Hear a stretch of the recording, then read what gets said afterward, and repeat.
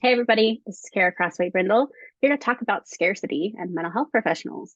So here are 7 examples of where you might be living in scarcity. We can consider them warning signs for scarcity. Well, what is scarcity before we do all those warning signs?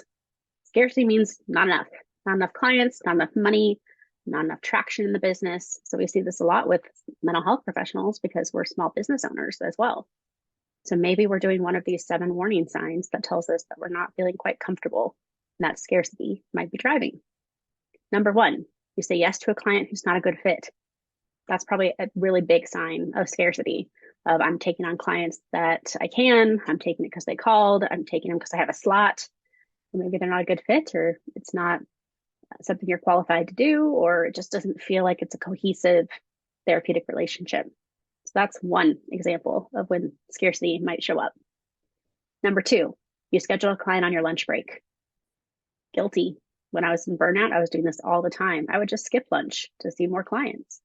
So if you are bypassing your own structure, your own boundaries to schedule clients on your lunch break, that could be a warning sign of scarcity. Number 3, if you're scheduling a client outside of your ideal schedule.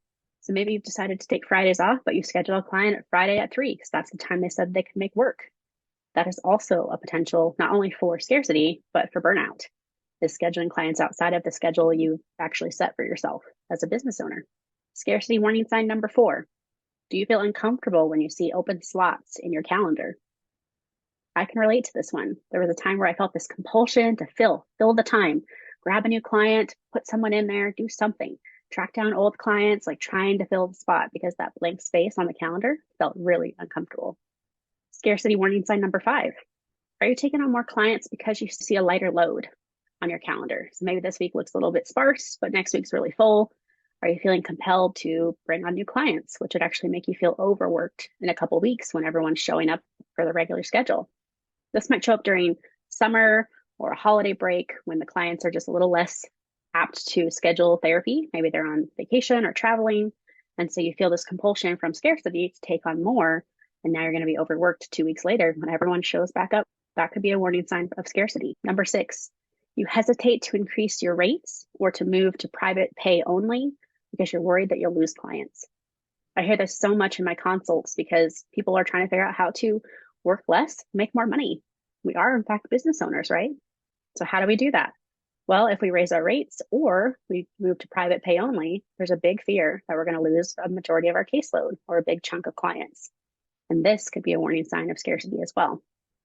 Finally, number 7, for your warning signs for scarcity, you see colleagues as competition rather than collaboration. There's plenty to go around, but scarcity tells us again, not enough clients, not enough money, not enough referrals, not enough. And so if we see our colleagues as competition, if they're doing something similarly or they work with the same kind of population, this could be very problematic to say the least, but also could be a huge sign of scarcity. So how do you do? How did you do with those 7 signs of scarcity? Are they showing up in your life? What would you add? As a financial therapist, this is something I talk about on the financial stability piece of not enough, right? Of like money, but also how we can build a private practice that is profitable and supportive and prevents burnout and all these things that we need as mental health professionals. I look forward to your thoughts and I'll see you in future videos.